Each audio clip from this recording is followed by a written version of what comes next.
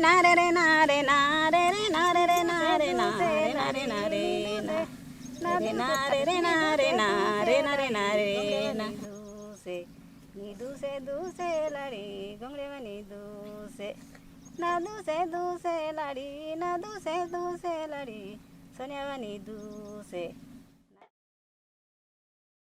मी काय बी पिकतो देवाच्या निसर्गाचा बऱ्याच्यावर काय पिकतो आपण मटका ठेवला ते गारांची आहे का येते म्हणून निसर्गाचं बरंच ते जमिनीला जास्त पाणी झाला हो म्हणू नको तू जास्त पाणी झालं का नाही मग कसं झाला ना फिबाडून गेला दक्षिणा जाऊन गेला जास्त पाणी खा म्हणून पिका हो मग का करते मग बरोबर आहे का नाही बिलकुल बिलकुल हे सेवापर्यंत आमच्या दोन्ही वावरामध्ये डब्बाळे साहेब जिरी बांधून दिले काय एक पैसा नाही आलेला ते खोदून घेतला आणि पाणी लागल्या दोघा तुझ्या सोय घेतला तर तेच मजा करायची आपल्याला देते का पाणी पहिलं डांगे बिगा पाणी सोडताना एक दुधाचे घर आम्ही सुद्धा 20-25 गोण्या 40 गोण्या दान महाराज वावरात जाते औषध आणते त्यांना सांग महाराज घ्या पैसे काढे म्हणते नाही का नाही तुम्ही थोडं बघता त्यांच्याच वावरात पुन्हा काम करत दुसऱ्या दिवशी आपला वावरात करत होता पैसा घ्यायचा काय पडला तिला जरा जाऊन दोन दिवस आपला वाचा असं हो आता 200 रुपये दे तो काय येतो नाही ते नाही येत आता कर्जबाजारी होऊन राहिले आता ते परतफेड आपल्याशी बरोबर आता पीक बरोबर घेत नाही सिंचन नाही आहे आपल्याकडे पाण्याची समस्या एक आहे आणि आपल्याला वेळेवर काही भेटत नाही आहे आपण दुसरीकडून आणून राहिले पैशानं बस शेतीमध्ये लावून राहिले पण त्याच पैशानं पिकवून त्यालाच देणे आहे आपल्याकडे काही उरतच नाही आता कुठे जातो म्हटलं काही विकायला जातो म्हटलं तर आपल्याला आता 500-1000 रुपयाचा गाडी करून आता 2-3 क्विंटलसाठी न्यावं लागते पांढरकवडा म्हणा वणी म्हणा मुकुडबन म्हणा जे आता सामूहिक शेतीमधून आता सगळे मिळून नेलं तर आपले आता 200-300 रुपये त्याच्यातून वाचते आणि आपण जे आता बियाणे आणतो का हे करतो त्याच्यातून आपले 200-300 रुपये वाचते.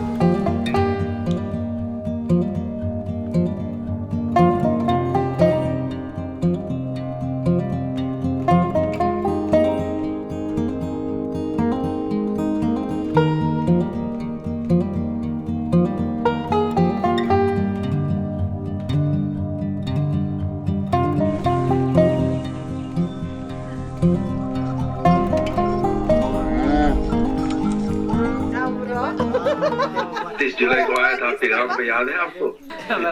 जोर बारिश हो रहा था, एक छोटा सा कमरे में बैठ करके हम लोग सब बात कर रहे थे.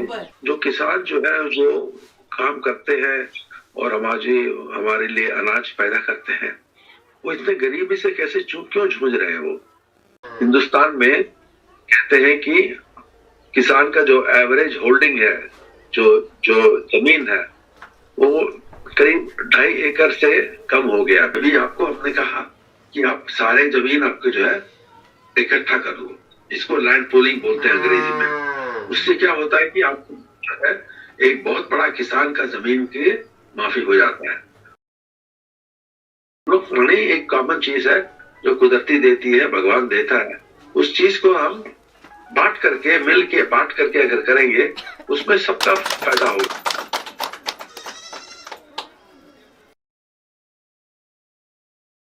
Hoko farming, how did this actually originate? It happened about in March 2019 when Mr. Raghavan, a retired oil sector professional, got introduced to us. He wanted to address the problem of the agrarian distress in our country. And then he started exploring how to bring dignity into life of the farmer. Why is the farmer always at risk? We all get a salary, a teacher gets a salary, but then there's no salary for the farmer. And always at the vagaries of the nature. This set him thinking, and eventually with a lot of research, he came upon this model where you pool the land or the small farmers, bring in the required resources, bring in technology, and bring in multi-cropping so that you're able to address the risks of the farmer, link up the farmer with market linkages, ensure that the farmer is now able to farm in a viable manner. शिराटोकी असं गाव आहे, कोलाम कम्युनिटीचं आहे आणि त्याच्यामध्ये जंगल संवर्धनामुळे लोक एकत्र यायला लागले, आपले कामं करायला लागले. की शेती जे व्यवस्थापन आहे आपण अनेक दिवसांपासून व्यक्तिगत करतो, त्याच्यामध्ये आपल्याला अनंत अडचणी येतात, ते हे आपल्याला मिळून करता येईल का. 2 वर्ष याच्यावरती विचारविनिमय झालं, विचारमंथनच झालं की आपल्याला सामूहिक शेती आपण करू शकतो का, हे शक्य आहे का. म्हणजे आम्ही अनेक ठिकाणी असं बघितलं की सामूहिक शेती कुठे होऊन राहिली आहे का. तर असं लक्षात आलं की लोक काही प्रमाणामध्ये आपले जे काही खतं आहे, बियाणे आहे, हे असं एकत्रित खरेदी करणं आणि मग ते गावात त्याचं वाटप करणं, या प्रकारचं सामूहिक काम करतात. पण सामूहिक शेती आपली सगळी शेतीच एकत्र करायची आणि सर्व शेतकऱ्यांनी मिळून ती शेती पुढे घेऊन जायची, तर अशा प्रकारचं मात्र काम कुठे दिसलं नाही.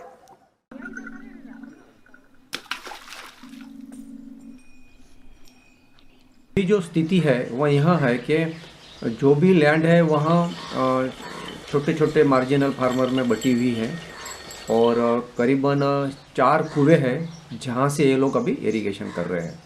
तो खरीफ के अंदर बहुत ही 2% इरिगेशन होता है और रबी के अंदर तो करीब करीब न के बराबर वहाँ पे अभी इरिगेशन है.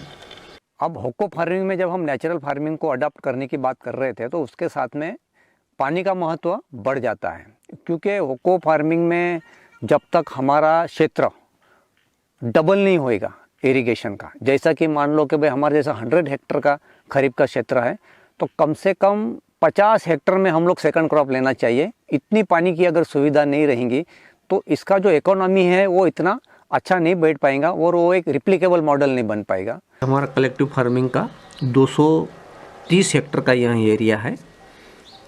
इसमें 25 नंबर में जो है यहाँ पर हमारा गाँवठान है शिराटोकी का, वो इसके 7 वाटरशेड है. जो क्रॉप है, जो हमारे हॉर्टिकल्चर प्लांट्स है, जब फुल फ्लेंज में आ जाएंगे तो इसका वाटर रिक्वायरमेंट 16 करोड़ लीटर का है. तब से जब हमने इसका कैलकुलेशन किया तो 196 करोड़ लीटर हमको टोटल वाटर अवेलेबल है ड्यू टू टोटल रेनफॉल. बारिश का पानी बूंद बूंद हमें हार्वेस्ट करना पड़ेगा, वो टेक्निक से ये सारा सिस्टम हमने डेवलप किया.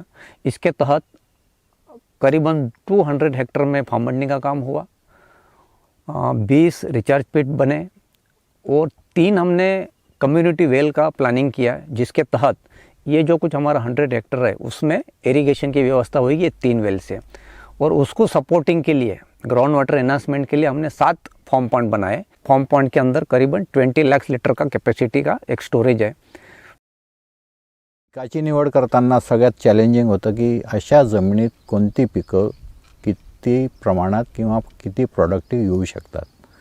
इथे जवळपास 6 पिकाची रचना या पहिल्या वर्षी या रचना आपण केलेली आहे.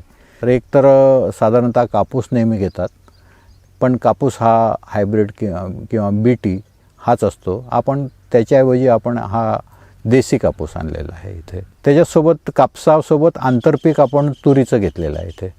तिसरं पीक आहे सोयाबीन. याच्यासोबत आपण हलक्या जमिनीत जिथं मातीची डेप्थ कमी आहे अशा जमिनीमध्ये आपण मूग आणि उडीद ही 2 पिकं घेतली आहेत. आणि तिथं पारंपरिक जातीच्या ज्वारीच्या जाती, ह्या ज्वारीच्या 3 जाती आपण लावलेल्या आहेत. थोडीशी पाण्याची सोय आहे, ज्याच्याकडं थोडीशी विहिरीची पाण्याची लेवल जी आहे ती फेब्रुवारीपर्यंत राहते, अशा शेतकऱ्याकडं आपण एक 100 किलो हळदीची लावण केलेली आहे. जंगलाला लागून हे सगळं गाव आहे. बायोडायव्हर्सिटीच्या हिशोबाने आपण इथे वेगवेगळे ॲग्रो फॉरेस्ट्रीचे झाडं, बांबू आहे, सागवान आहे, असं सुद्धा एक आपण बायोडायव्हर्सिटी प्रत्येक शेतामध्ये निर्माण झाली पाहिजे असं चित्र उभं करण्याचा आपण प्रयत्न करणार आहे.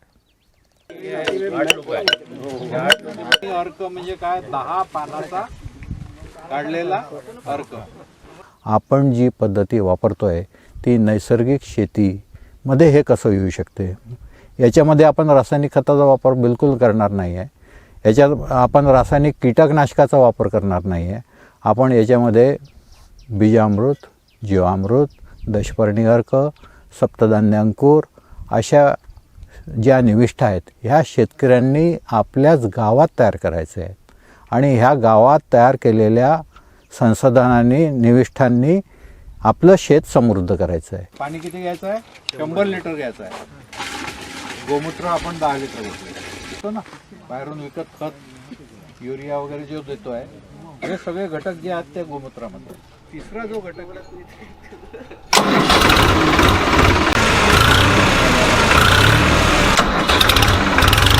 सर्वांची शेती करायची म्हणजे त्यासाठी वेगवेगळ्या शेती अवजारांची गरज आहे आणि ही शेती अवजारं या गावामध्ये नव्हती. यासाठी गावकऱ्यामध्ये चर्चा झाली की कुठल्या अवजारांची आपल्याला गरज आहे, त्याप्रमाणेच आपण मागणी करूया. मग ते लक्षात घेत आपण ट्रायबल डेव्हलपमेंटला अप्रोच झालो आणि त्यामध्ये 20 लाख रुपयाचे अवजारं मानव विकास मिशननी कलेक्टरच्या माध्यमातून गावकऱ्यांना पुरवलेले आहेत. 1,33,000 रुपयाचं कॉन्ट्रीब्युशन कम्युनिटीचं आहे. असं करत ही अवजारं म्हणजे गावाला प्राप्त झाली. एकटा शेतकरी गेला तर त्याला सरकारी डिपार्टमेंटसुद्धा व्यवस्थित रिस्पॉन्ड करेल याची शाश्वती नाही. एकापेक्षा जास्त लोक एकत्रित येतात आणि त्यामध्ये बचत गटासारखा जर समजा गट एकत्रित येऊन असा प्रयत्न करत असेल तर त्यांची क्रेडिटिबिलिटी गव्हर्नमेंटच्या पातळीवरती वाढते आणि त्यांना योजनांचा मी असं म्हणेल की अधिक फायदा होतो, लाभ होतो आणि लवकरसुद्धा होतो.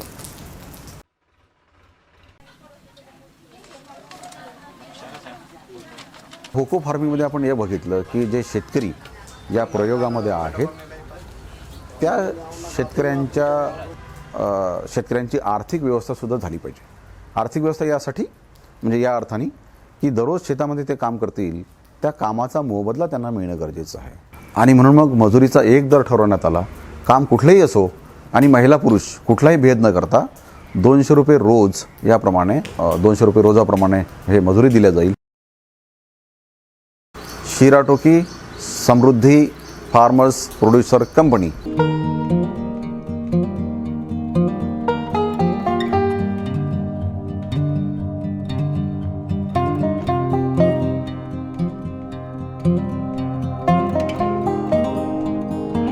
चांगल्या कंपन्या घेऊन आला किंवा चांगलं इथलं काहीतरी उत्पन्न निर्माण केलं तर ते बँकेच्याही फायद्याचं आहे आणि लोकांच्याही फायद्याचं आहे. म्हणजे बँकेचा जो उद्देश आहे लोकांच्या विकासासाठी जे काम करणे, त्यांना फायनान्स करणे हा त्यांचा उद्देश फुलफिल होईल.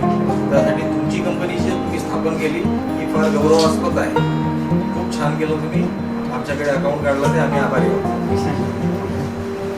शिराटोकीमध्ये होको फार्मिंग जे चाललेली आहे त्या होको फार्मिंगमधून येणारा शेतमाल जो आहे तो या FPOच्या माध्यमातून त्याची आपल्याला विक्री कशी करता येईल याचा प्रयत्न म्हणजे केला जाणार आहे. शेतमाल विकल्यानंतर जो काही प्रॉफिट, जो काही नफा त्यांना होईल, एकूण नफा जो होईल त्याच्यामधला शेतीच्या प्रमाणामध्ये त्याचा डिव्हिडंड, त्याला आपण लाभांश म्हणूया, तर त्याचा लाभसुद्धा त्यांना मिळेल.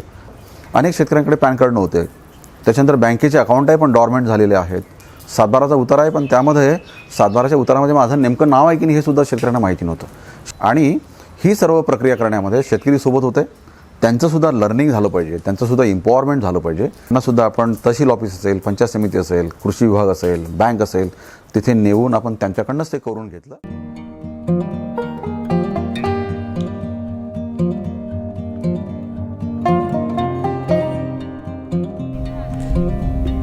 HOCO has got two words, holistic and collective.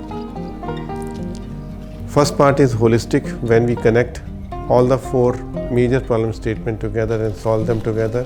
It's about holistic problem solving which drive multiplier impact on the outcome.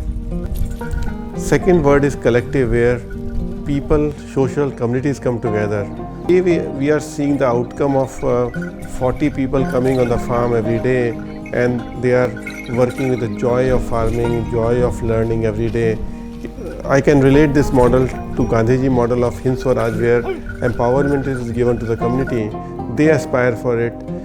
They look at how they design it. They solve the problem themselves rather than being advised by some experts from outside. So that's the model we are looking to come forward in coming years, whether this empowered community becomes the seed of changing the environment around themselves.